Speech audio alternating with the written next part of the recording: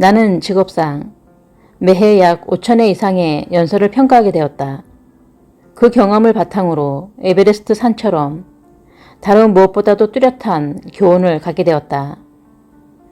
준비한 사람만이 자신있게 연설할 수 있다. 허술한 무기를 들고 탄약도 없이 두려움이라는 폭풍의 요새를 어떻게 정복할 수 있겠는가. 링컨은 이렇게 말했다. 말할 게 없는데도 부끄러운 줄 모르고 말할 정도로는 늙지는 않으리라고 나는 믿는다. 자신감을 키우고 싶다면 한 가지를 확실하게 하라. 사도 요한은 이렇게 말했다. 완전한 사랑은 두려움을 몰아낸다. 준비를 완벽하게 하는 것도 마찬가지다. 다니엘 웹스터는 준비가 덜 된 상태로 청중 앞에 서는 것은 옷을 덜 입고 나가는 것과 같다고 말했다. 절대 단어 하나하나씩 암기하지 마라. 완벽한 준비라는 것은 꼭 원고를 외워야 한다는 뜻일까? 누군가 나에게 이런 질문을 한다면 나는 우렁차게 아니라고 말하겠다. 많은 연사들이 청중 앞에서 정신이 아득해지는 창피를 당할까봐 걱정하다가 오히려 암기라는 덫에 빠지고 만다. 일단 이런 종류의 정신적 재물이 되어 잘못된 방법에 집착하게 되면 연설자는 시간만 죽이는 어리석은 짓을 저지르는 셈이고 막상 연단에 섰을 때는 감동할 청중이 아무도 없다. 미국 뉴스계의 중진급 해설가인 H.V. 칼텐보는 하버드 대학 시절 연설대회에 참가하게 되었다. 그는 젠틀맨 더 킹이라는 제목의 짧은 글을 준비하고 있었다. 그러고는 단어 하나하나씩 몽땅 외우고 수백 번이나 연습을 했다. 대회 당일이 되어 그는 젠틀맨 더 킹이라는 제목을 말했다. 그런데 갑자기 막막해졌다.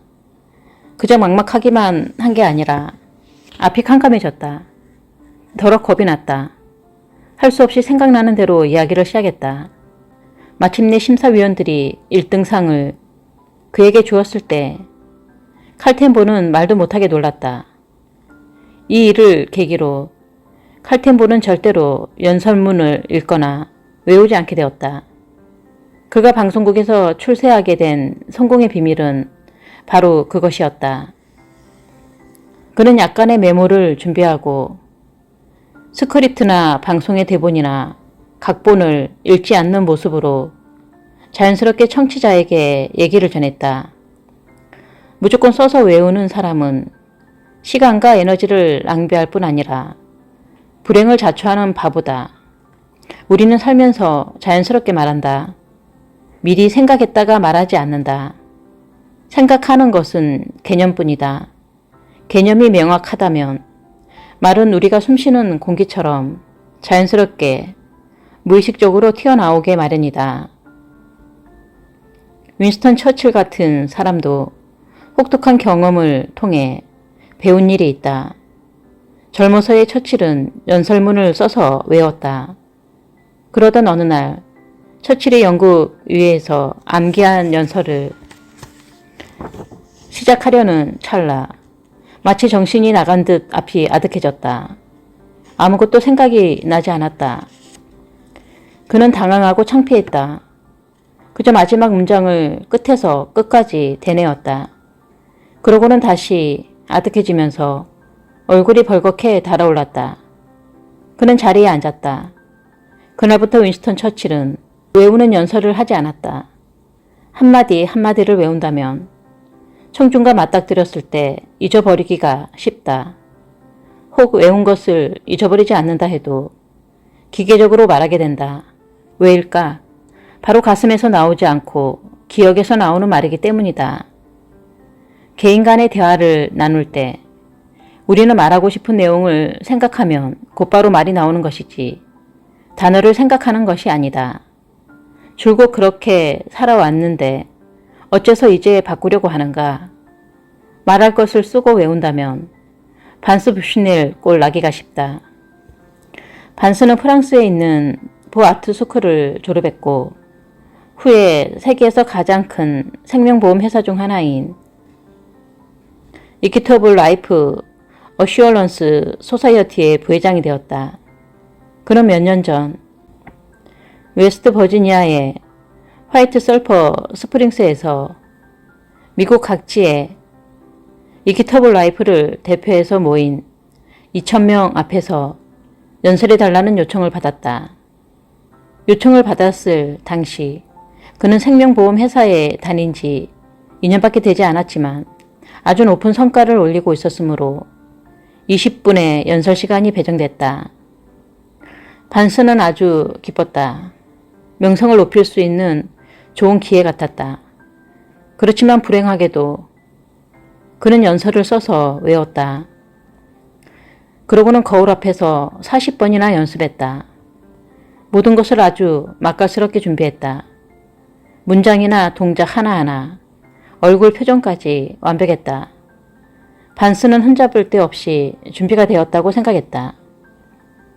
그렇지만 앞에 나가 연설을 시작하려는 순간 갑자기 두려움이 몰려왔다.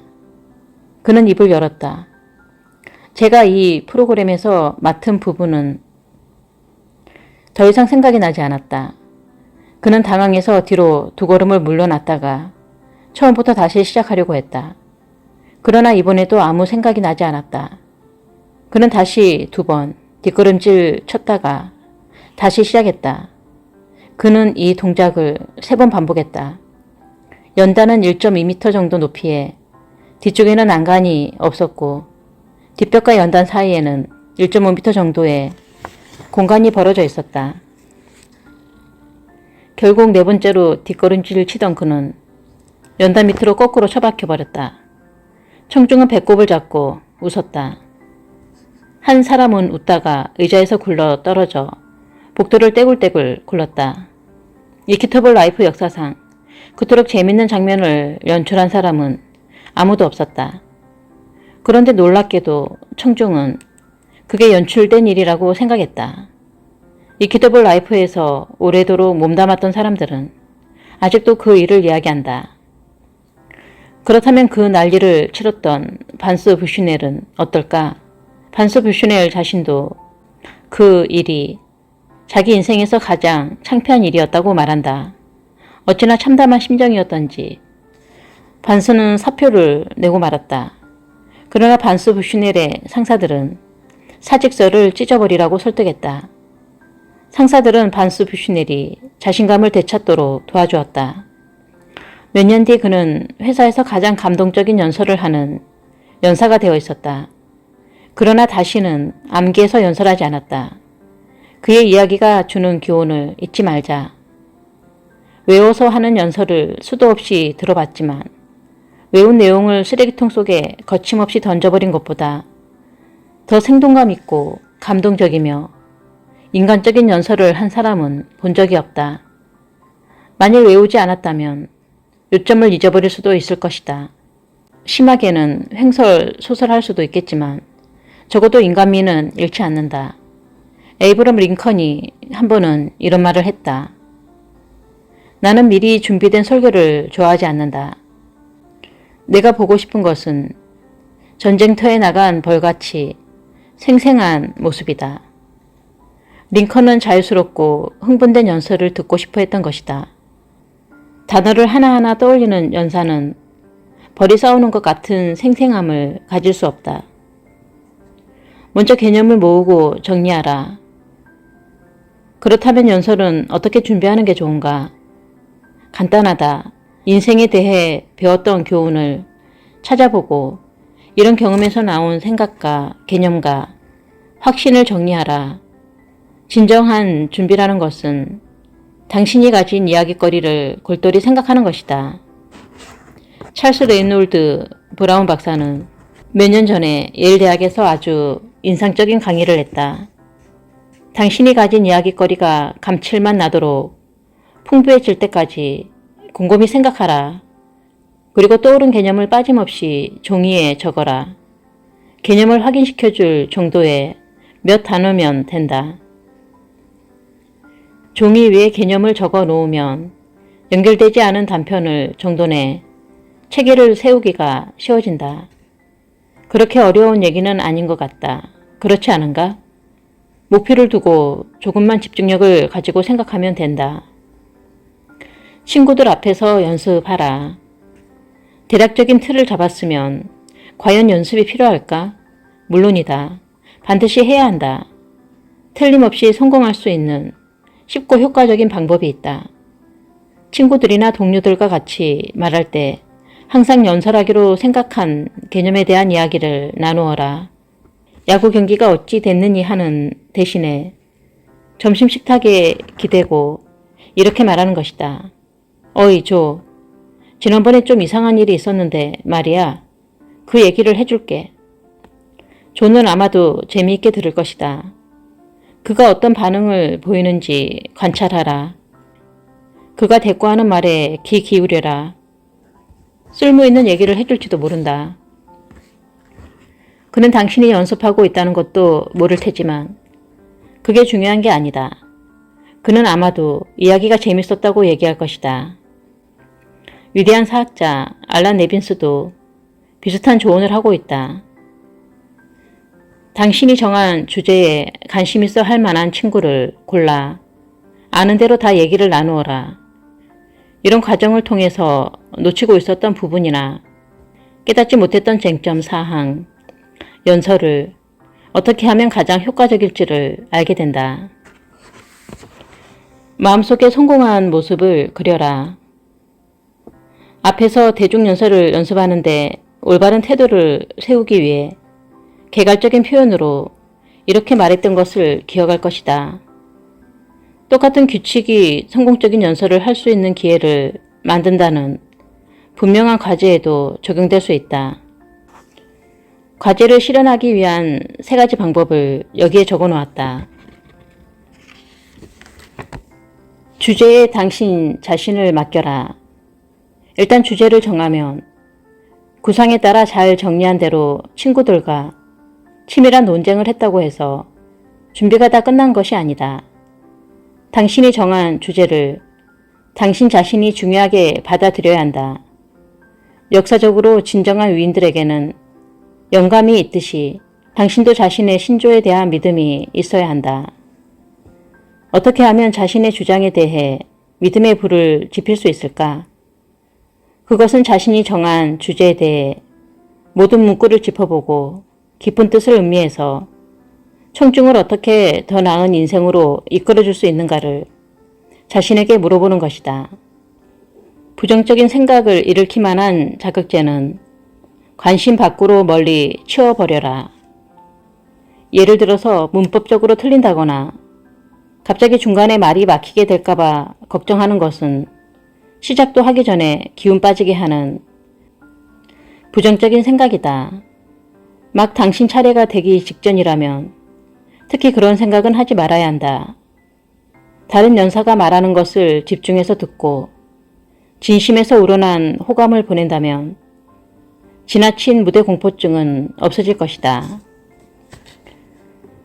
스스로를 북돋는 말을 하라. 위대한 대의를 위해 자신의 일생을 바쳐온 사람이 아니고서는 모든 연설자들은 자신이 정한 주제에 대해 회의를 갖게 마련이다. 그는 청중에게 흥미로울지 어떨지에 상관없이 주제가 자신과 어울리는지 스스로에게 물을 것이다. 그러고는 주제를 바꾸고 싶은 생각에 안달이 날 것이다. 이런 일이 닥치면 부정적인 생각은 대부분 자신감을 완전히 날려버릴 수 있으므로 당신은 스스로 활기차게 얘기해야 한다. 당신의 주제가 자신과 너무도 잘 어울리는 것이라고 명확하고 솔직하게 말하라. 그 주제는 바로 당신의 경험에서 나오고 당신의 삶에서 생각해낸 내용이기 때문이다.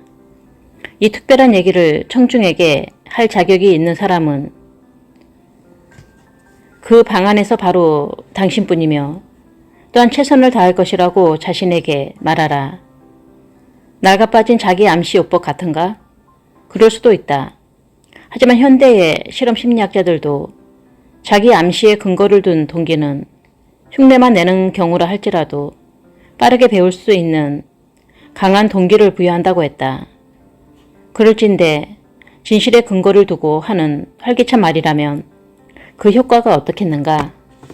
자신 있게 행동하라. 미국이 배출한 가장 유명한 심리학자인 윌리엄 제임스 교수는 이렇게 쓰고 있다. 행동은 감정을 따라가는 것 같이 보인다. 그렇지만 사실 행동과 감정은 같이 가는 존재다. 좀 더 직접적으로 의지의 영향을 받는 행동을 조절하는 것으로 간접적인 영향을 받는 감정을 조정할 수가 있다. 그러므로 만일 자발적으로 터져 나오는 신명이 없다면 쾌활해질 수 있는 최고의 길은 마치 진작부터 유쾌했던 것처럼 기운차게 말하고 행동하는 것이다. 그러나 그런 행동으로도 기분이 나아지지 않는다면 무슨 방법을 쓴다 해도 안 될 것이다. 그러므로 모든 의지를 총동원해서 마치 용감했던 것처럼 용감하게 느끼고 행동하라. 그러면 용기를 낸 의지가 공포를 물리친다. 제임스 교수의 조언을 자신있게 적용하라. 청중을 마주하고 있을 때 용기를 내서 마치 이미 용기를 가지고 있는 것처럼 행동하라. 물론 준비가 안 되어 있는 상태라면 세상에 있는 어떤 행동으로도 도움이 안 될 것이다. 하지만 무엇에 대해서 말할 것인지 자기 자신은 안다는 것을 인정하고 활기차게 앞으로 나가 숨을 깊게 들이마셔라. 사실 청중을 대면하기 전에는 늘 30초 동안 깊게 숨을 들이마시는 게 좋다. 몸속의 산소량이 증가하게 되면 몸의 활기가 돋고 용기가 날 것이다. 위대한 테너 가수 장드 레케는 힘껏 숨을 들이마신다면 초조감을 뭉개버릴 수 있다고 말하곤 했다. 가슴 가득 숨을 들이마시고 청중의 눈을 똑바로 들여다봐라. 그리고 거기 모여있는 사람들이 하나같이 당신에게 돈을 꾼 사람들이라 여기고 배짱 있게 연설을 시작하라. 사람들이 빚 갚을 날을 연계달라고 간청하려고 모였다고 상상하라. 심리적으로 큰 도움이 될 것이다. 이게 말이 되는 소린지 의심스러우면 미리 이 책에 써있는 방법대로 연습했던 수강생 중 누구라도 붙잡고 몇 분만 얘기를 나눈다면 당장 알게 될 것이다. 그런 사람을 만날 수가 없다면 언제나 용기의 상징으로 그려졌던 어느 미국인의 말을 들어보라. 그는 정말 소심한 남자였지만 자신감을 갖는 법을 배우고는 용감한 사람이 되었다. 그가 바로 청중들을 감동의 도가니로 몰아넣었던 시어도 루즈벨트다. 그는 자서전에서 이렇게 밝히고 있다. 나는 좀 병약하고 우물거리던 소년이었다. 젊었을 때도 소심하고 내 능력을 믿지 못하는 편이었다. 그래서 난 그저 몸만이 아니라 마음과 정신까지도 혹독할 정도로 열심히 단련시켰다. 그가 자신이 어떻게 목적을 이루었는지를 쓴 내용이다. 어렸을 때 메리엇의 책에서 어떤 단락을 읽고 깊은 감명을 받았다. 그 단락은 영국의 어떤 작은 군함의 선장이 주인공에게 공포를 극복하는 방법을 말하는 대목이다. 선장은 처음으로 실전에 배치된 사람은 대부분 공포에 떨게 마련이다라고 말했다. 그럴 때는 손을 꽉 잡고 마치 두렵지 않은 것처럼 행동하는 것이다. 이렇게 반복하다 보면 거짓으로 꾸며낸 일이 결국 진실이 된다. 그래서 실제 상황이 닥치더라도 연습한 대로 두려움을 느끼지 못하게 된다. 이것이 내가 따라했던 이론이다. 회색 곰에서부터 심수사나운 말과 총잡이들까지 무서운 게 너무 많았다. 그렇지만 두렵지 않은 것처럼 행동하면서 점차로 두려움을 물리칠 수 있었다. 누구나 시도해 보기만 한다면 같은 경험을 얻을 수 있을 것이다. 대중연설의 공포를 물리친다면 우리는 어떤 일을 하든 그 가치를 아주 멋지게 향상시킬 수 있다. 이 도전에 대한 답을 찾는 사람은 그것만으로도 더 나은 사람이 된다. 사람들 앞에서 말하는 것이 두렵다는 생각을 이긴다면 인생은 더욱 값지고 충만해질 것이다. 어떤 세일즈맨은 이렇게 표현했다. 같은 강의실에 있는 교습생들 앞에 서서 몇 번 연습한 뒤로 난 누구라도 다 구워 삶을 수 있을 것 같은 자신이 생겼다. 그들은 두려움이나 염려를 정복하는 일이 쉬워지자 전에는 실패하던 일을 쉽게 성공시킬 수 있다는 사실을 알게 되었다.